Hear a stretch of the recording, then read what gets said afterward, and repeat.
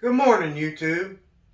I have got a lot of pallet boards here that I need to get used up. These I've already glued up and ran through the planer. These are going to be the top for this project. Now, if you want to see those built, I built those in the toolbox video or the toolbox top video. You might want to check it out. So these are going to be the top for my new tool bench or workbench, miter saw station, whatever you want to call it. Right now it's just going to be a workbench. These I'm going to use for the base. We are going to clean them up, run them through the joiner, the planer, the table saw, all the normal steps. So we're going to get started. Let's go ahead and go to the joiner. We'll knock some of these out and get a base made.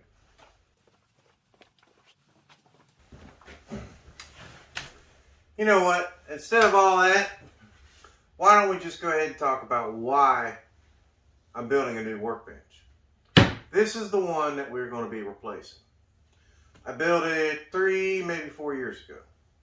And 3-4 years ago, dude, this thing was awesome. I thought I was like Grandmaster Woodworker or something. But I look at it today, and compared to the stuff I'm doing today, this thing's garbage. I mean, I didn't even have a way to pull these drawers out until 6 months ago when I decided to drill holes in them. And there's no faces on them. You can see all the hardware. Friggin' wood chips get all in them. So I want to make a miter saw station that spans this whole wall. And then I'll have 10 foot of feed that way, I'll have 10 foot of feed this way. But this has got to go before I could do that. And then we'll start plucking off little projects here and there. And you guys are welcome to follow along. I've already got some of them in the bank. They're in my shop renovation. I think that's what I named it. They're in the shop renovation album. So, check those out and follow along. I'll be adding more. Alright, back to work. So the first thing I need to do is build a base that this will set on. I'm going to build the base so that I can level the base and then build my cabinet on top of it. And I want a 2-inch overhang on my top, so I have to build the base slightly smaller than what my top is going to be. I also want it to be smaller so that it will serve as a kick plate so I'm not right up against it with my toes when I'm working at this particular station. So I'm going to build it at 20 by 58 inches, and I'm going to use these pallet wood stringers to do so. So I want as much strength on this base as I can get, so I'm using 2.5-inch pan head screws. Now these are the black pan head screws and they will be seen. I do like the way these look, so I'm not worried about the screws being seen, and it does add a little bit of strength because they go all the way through instead of using something like pocket hole. So once I have my outside put together, I can start putting in these internal braces. What that'll do is it'll keep everything from sagging, and it will allow me more space to put more blocks to help level it up. So after using many shims, I was able to get everything leveled, both right and left, and front and back. As you can see, my floor is terrible, and the usage of pallet boards and the way the wall was built in the first place, it was a little rough getting it screwed to the studs. But like I said, after a bunch of shims and a bunch of butt crack, it's in there and level. Now what we're going to do is put a couple of blocks to keep the front edge up. So at this point I have secured the back rail to the wall and the studs with some 3-inch screws. What I'm doing is I'm going to put blocks in all 4 corners, and I'm going to put 2 blocks on the front rail, and that'll help hold everything level. You can see here I have the 4 blocks in and the 2 on the front. And I have secured my straight edge with some double-sided tape so I can take measurements from the level base to where I want it. So, off camera, I went ahead and cut my rail and stile boards, and I cut them out of some pallet stringers. Look at the figuring in that. I mean, that stuff's beautiful. This is premium wood here. You guys would pay a mint for some of this wood at a hardwood dealer. I mean, I would go pretty close to saying that's like ambrosia maple. So I'm going to cut roughly a 3/4 dado right down the center where these nail holes are. That way they're on the inside and you're not going to see them. And then the side with no nail holes will be the exterior. Alright, let's get to work on that. I got to set up the dado stack, and here we go. So you'll see here that I decided to go with a rabbet instead of a dado. Because these are 1-inch stringers, I am going to be using 1/2-inch boards to fill this void. So I decided to go with a rabbet instead of a dado. With the rabbets now cut, we can start cutting these to length. First, I got to square up the rough end, and then we'll move it down to my makeshift stop block and cut all 4 rails and stiles to length. I need 4 of each piece, so I set up to run the rails first, and then I set up to run the stiles. That way everything will come out nice and square, and everything is exactly the same. So this next part is where everything starts to go all to hell. Not because I'm cutting half laps, but because I'm cutting half laps wrong. I should have cut the long rails first, but I decided to do the short ones first. Why is this important? Because the long ones have a much shorter end after you cut the face off of them. My half laps actually came out pretty well. They were all nice and even, but I cut them way too short on the back side. So, you know, check it out. So I've gotten this far on it, and there was a lot I didn't record because these half laps did not go the way I wanted. As a matter of fact, I had to completely redo half of the half laps because I cut them wrong. I should have cut this one first and then cut this one second. I didn't do that. I cut the top runner first, and therefore it was double what I needed. So I had to cut all new half laps for that side. And it was getting really discouraging. So once I figured it out, I kind of just started throwing it together. I got in a rhythm, and I didn't set the camera up. I apologize. But what I did do is I got 3 of these boards on the bottom, 3 on the top, and 3 on the back. That is holding the 2 side panels together. And I got this piece of 3/4-inch plywood in the center. I had to steal that from my scrap wood storage under my miter station because this is better wood than what I replaced it with. It's just that freaking crappy chipboard crap. So, now that I got this done, we can go ahead and move on to the top and the drawers. So if this is your first time watching one of my videos, you're probably not sure what the hell's going on with this top. This top is a bunch of pallet boards that are glued together. Mostly 1/2 inch, some a little thicker. I just run them through the planer until I got 2 really good gluable sides. And then I put them in pipe clamps and we squish them till all the glue comes out. It's pretty simple, really.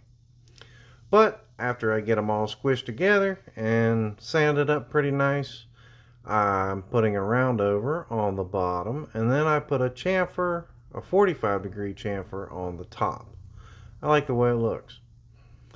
So if you want to know how to make a top like this, you can check out that in that toolbox video like I had mentioned earlier in this video. It explains how to make this top and get a really good finish on it. So at this point, everything is looking great, but I'm starting to second guess whether I want to go with a gray on this, because everything is looking just so beautiful in the natural colors. After deliberating for quite a while, obviously, since it's taped off, I decided to go with a gray anyways. Just in case you haven't seen my wood storage rack or my drill press stand video, this gray is the Minwax's aged barrel. It's not really a gray, it kind of turns it a brownish color, but it does give it an aged look, and I'm actually pretty fond of this color. The only reason I used it on the wood rack was because I had it left over and I wanted to get it used up. And then once I got it on the wood rack, I really liked the way it looked, so I started using it on all my shop furniture. And we'll probably keep doing so from here on out. The entire time I was applying this stain to this beautiful wood, I was very nervous. I was not sure if I was making the right decision or not. And as I added it, I got a little less nervous because I really started liking the way everything looked. It really did give it a nice aged look, but it was still making me very, very nervous the whole time I did it. And as you can see, it's looking pretty good. And I put up a poll to see if anybody liked the natural drawers, and I only got one reply, so I went ahead and decided to do the drawers in the aged barrel as well. Even though I thought that the drawers in the natural color against the aged barrel looked pretty awesome itself, but it all turns out pretty good in the end, I guess. After getting it on the drawers, I found that aged barrel really brought out a lot of the figuring in the pine. And it does, it looks really, really good. That aged barrel really brings out the pine a lot. And I'm really happy with my decision at this point. So I'm going to apply a lot of armor seal, a really heavy flood coat on the first one, a really heavy flood coat on the second, and then we just do a wipe on the last coat, and that should give it a lot of protection because let's face it, this top's going to see a lot of action. Well, we're all done with this project.